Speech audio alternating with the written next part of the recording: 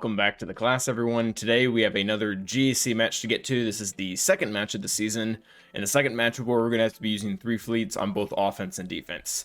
Our opponent this round is none other than Mini Angel Chiss. I think he goes by Angel.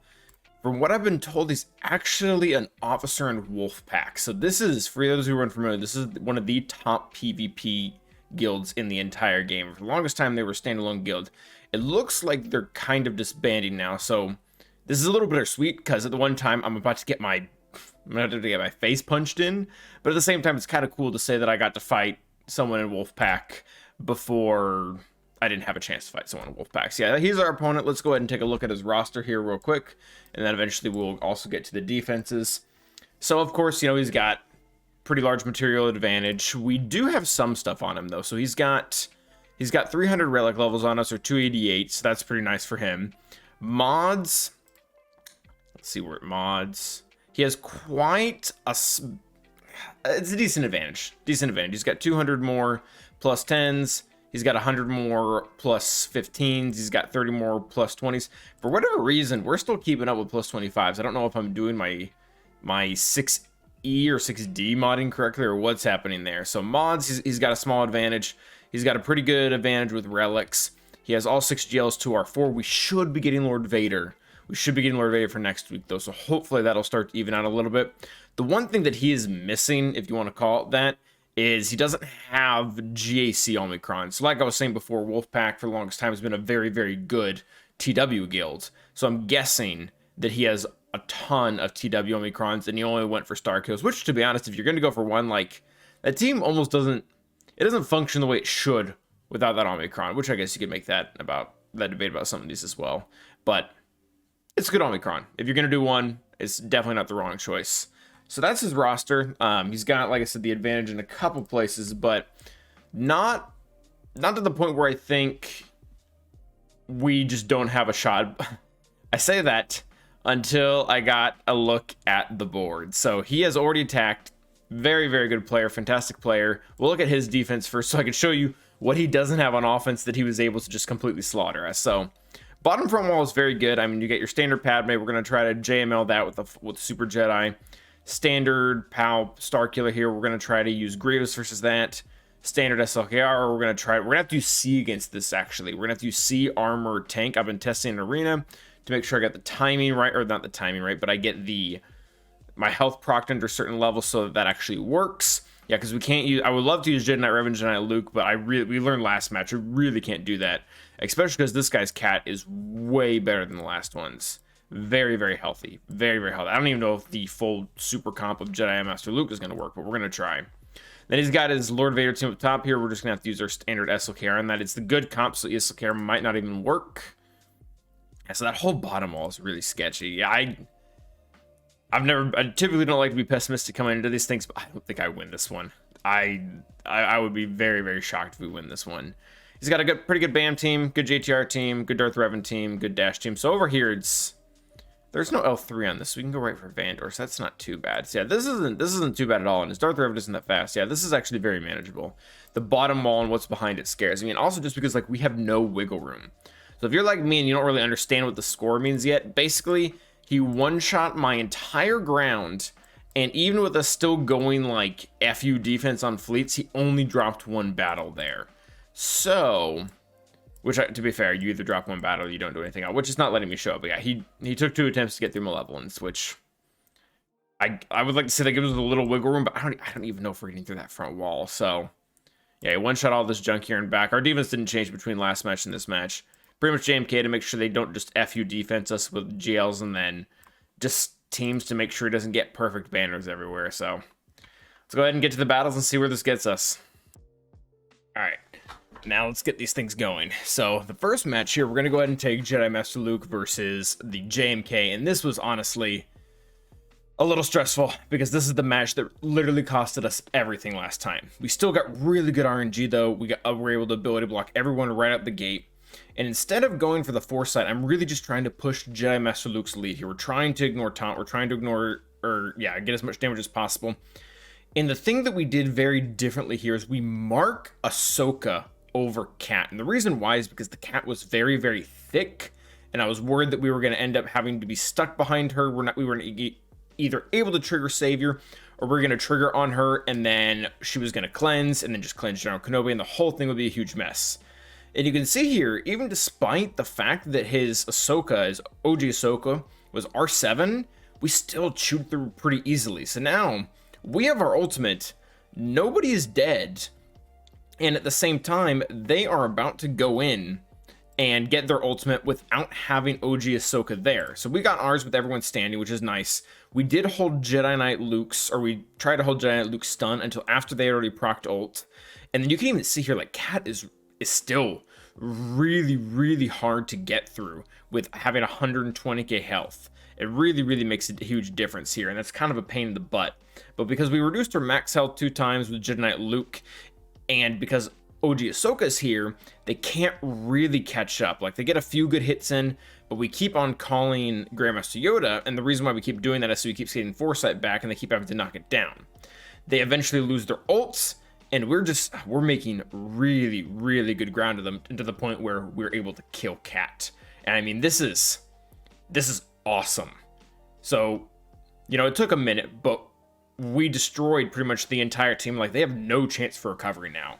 So OG Ahsoka being gone really left them no room to catch up, and then once Cat is out, they just can't do anything. So this felt wildly smoother than it usually does when we try to go against, or try to go out right after Cat, because if we just don't have enough damage to burn her down, with her being super tanky and getting a lot more from Padme, then they can catch up, they gain more mastery than we do, and then they just destroy us. So that battle went really well this time.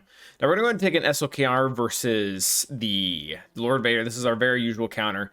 Again, this is a player that is modded really well, and you can see we accidentally put the tank tech on Daka, which was not intentional. We need to not fat finger that, essentially. They were able to clear everything off of Daka. Maul got the buff immunity while getting the clear taunt at the same time, so it didn't matter that we had advantage. It wasn't able to come back.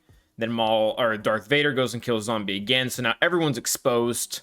Maul goes ahead and tears down everyone. He gets a kill on Zombie on his AoE, so not only is he doing really well, but he's also back up, or not only did he do a lot of damage, but he got all the way back to 5 stacks, which he uses to kill Daka, who now is just going to permadie in the AoE, and now we're kind of in a situation that we were in not too long ago, where we had Supreme Leader Kylo Ren, but except now we're not able to get protection back, so everyone just kills us, and that pretty much is the end of the match, at least as far as us winning or losing.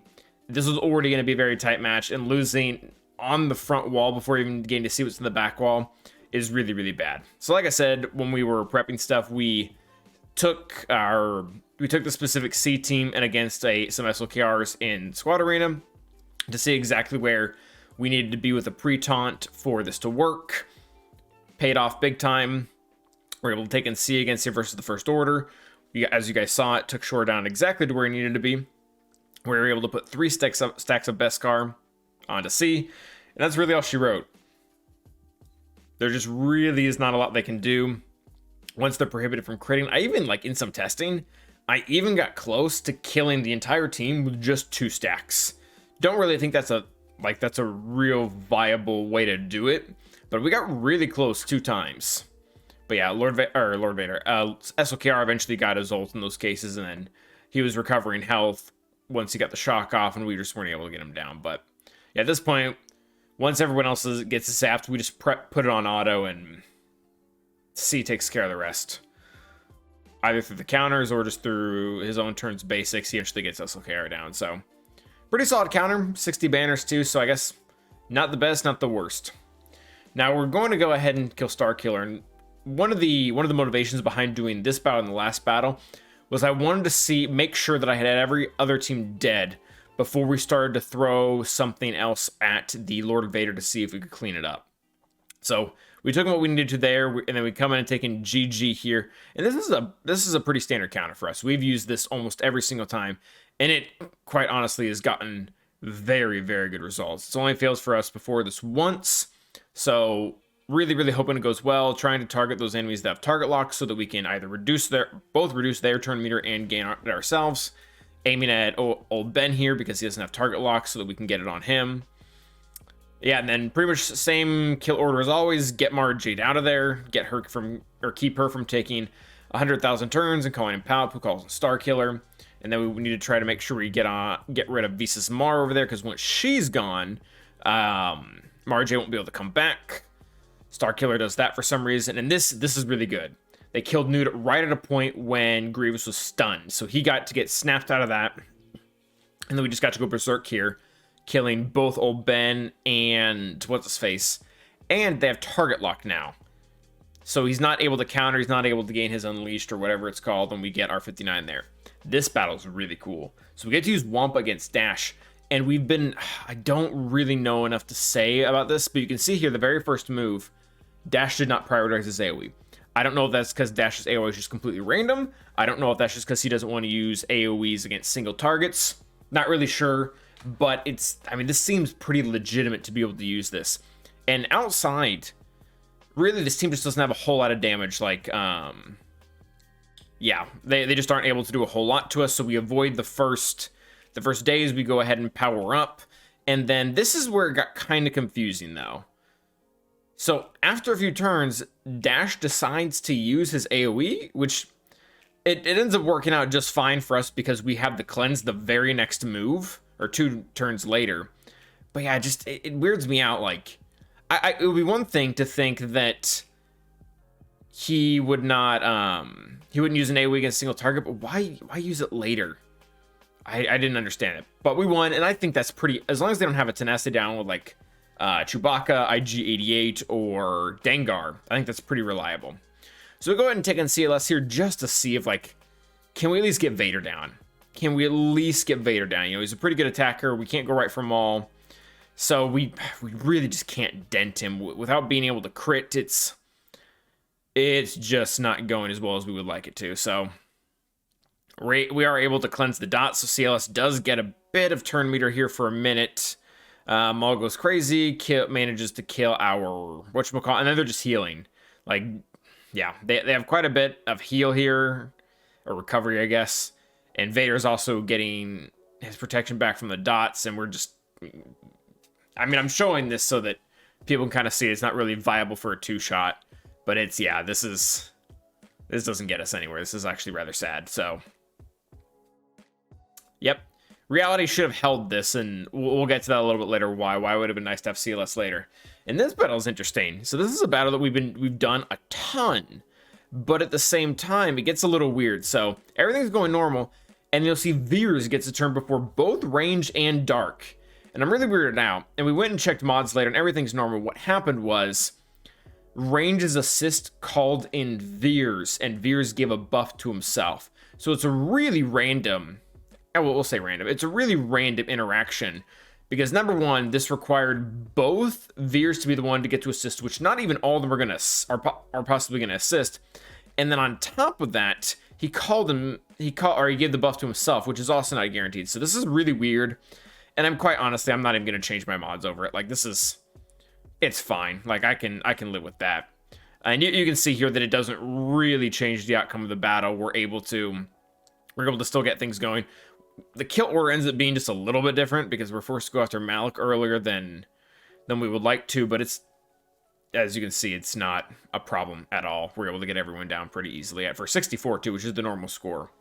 So now we're going to go ahead and take out the JTR, and the way I want to beat the Bounty with Bounty Hunter, so we still had our Jedi here, so we go ahead and use them, and I mean, looking back as well, we should not have taken Cam in here, but I thought for reasons they would be fine. But yeah, Cam made this extraordinarily easy. We're able to dispel the stealth here. Mace got a big hit. I mean, this is really, Qui-Gon Jinn's pay grade is far above JTR, so that was really easy. This match usually goes how it usually does, with Bam being the only damage dealer there. Even with our super undergeared team, we come out of this just fine. I didn't even check speeds. Like, we're going in, we're hitting L3 first, so we don't give turn meter to her, so she doesn't start screwing stuff up. So we go ahead and use the first mass attack there, start doing stuff with Aura, go ahead and use the second mass attack here. So now we have our contract, and we pretty much just snipe Bam, because once he's at here, there's like no damage. There's like no damage on this team. Like occasionally we ran across some teams that have damage. They'll put Nest in there, or they'll put Fennec, or they'll put someone else that kind of poses an issue for damage. But I mean, this team just doesn't have anything. Like Vet Chewbacca is not going to be the difference maker in this team. Even with our Gear 11 or Gear 12 Mando, it's just not going to be a thing. So we are just trying to be a little sneak. We're trying to see if we can get a kill without having to disintegrate, which really doesn't look super possible. Like this is more or less the reality that this is just how it's going to go. So they do get the stun there, but I mean we have the cleanse lined up, so it's not a big issue. We're able to keep critting L3 over there. And then we get our disintegrate here in a second. And I liked this, what I did, but we went ahead and got rid of Queel just because he's the one adding the stupid amount of survivability. Once he's out, we should just be able to bury the rest of the team. So pretty good damage from Aura there. And Zam and Bosk, everyone kind of helped in getting Vet Chewie out of there. He was kind of easy, and then I guess we just start working on L3 just because I don't really know if that was the right move because IG's going to counter anyways.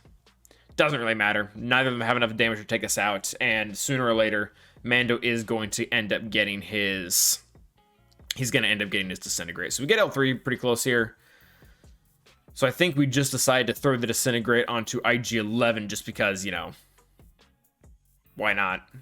L3 is going to die of quote-unquote natural causes here in a second anyways.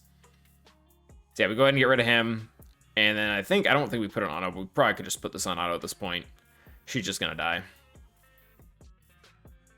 Yep, it's that one down. That was the top wall.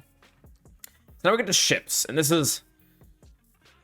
It's aggravating. So we immediately see Negotiator. It's only an R8 Negotiator. Like, oh, we'll just take an Empire. You know, we got the Interceptor. Ahsoka prefers the TIE Fighter first, so we go ahead, throw that up. They give us turn meter. We are able to get the TIE Interceptor right away. I'm just making sure I don't need to be pointing at a specific enemy here, which you don't, by the way. Since Ahsoka and Jedi Anakin are both Jedi, we're going to go ahead and target the Y-Wing with Ruthless. We did not get buff immunity. We did not get buff immunity on Jedi Anakin here, so that's kind of a bummer. That would have been really, really nice. But yeah, so we got Ruthless out now, and we're trying not to put a big debuff on Ahsoka so she doesn't give everyone Retribution. And we're trying to figure out if we just leave Jedi Anakin here so that the capital ship burns Unending Loyalty. So ultimately, that is the decision we make. I think we just go ahead and basic on Y-Wing here so that, again, Jedi Anakin doesn't, you know, burn through his Unending Loyalty just to get it put on again. So he got it put on again. And this is where, yeah, things start to go haywire. So our TIE has buff immunity, and I'm almost thinking that it would be a good idea from now on to bring in both bombers in the starting lineup, because once they have buff immunity on TIE, Jedi Anakin just ripped our TIE Interceptor apart in like 2 hits, which is ridiculous. Like, that was not great at all. That really sucked. And now, I mean, they just tear apart our team. So I don't know, maybe if anyone wants to let me know in the comments, feel free.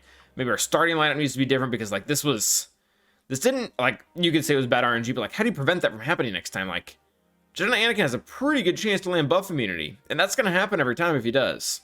So, I don't know. So we go ahead and end up taking Finalizer here against the Empire. I've heard that a lot of people have having really bad luck with this, so knowing they had bad luck with it, I decided to try it out for myself. We played it up until normal, or up until here we were playing it normal, just trying to get the bomber out of there immediately. That way we don't have to deal with the dazed as the battle progresses. They're bringing Shuttle instead of the TIE Interceptor, which is really nice, because TIE Interceptor will just burn down our silencer immediately. So things are going okay here. We now have gotten rid of the daze on silencer, so we start passing him turn meter, trying to get things going with him. There's no target lock over there, so we're not able to do too much. And since my Echelon is only 4 stars, we had kept him hidden for a while, because he won't start taunting. But if you bring him in, he'll end up taunting. So that's what we go ahead and do here. We make sure we don't have buff immunity on everyone, because it's not a true taunt. It's a stealthing everyone. And, you know, if everyone is buff immunity, then they're not going to be stealthed. So now we have less characters with days, so we go ahead and give turn meter to as many people as we can.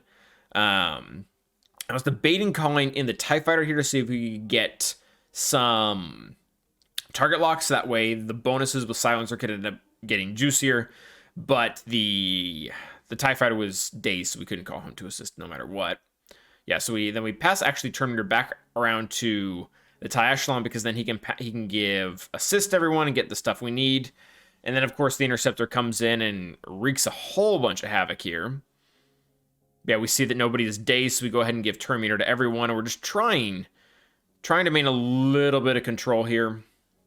We end up getting quite a few hits onto the bomber. We can't use the stealth now because we have buff immunity, so that sucks. So I think we just end up going for the basic here, but it doesn't, I mean... yeah, it doesn't really do anything. The Interceptor continues to target our Silencer, which isn't good. If that was a geared Second Sister, that probably would have just slaughtered us. We bring in Jedi Consular here just so we can get a minor heal and get the call to assist with Silencer as well. So we get both of that. We end up killing the one we need to. The Interceptor dies very easily, which is great. And now again, we're in a situation where we can get the TIE Silencer in there. Starting to stack a little bit of damage.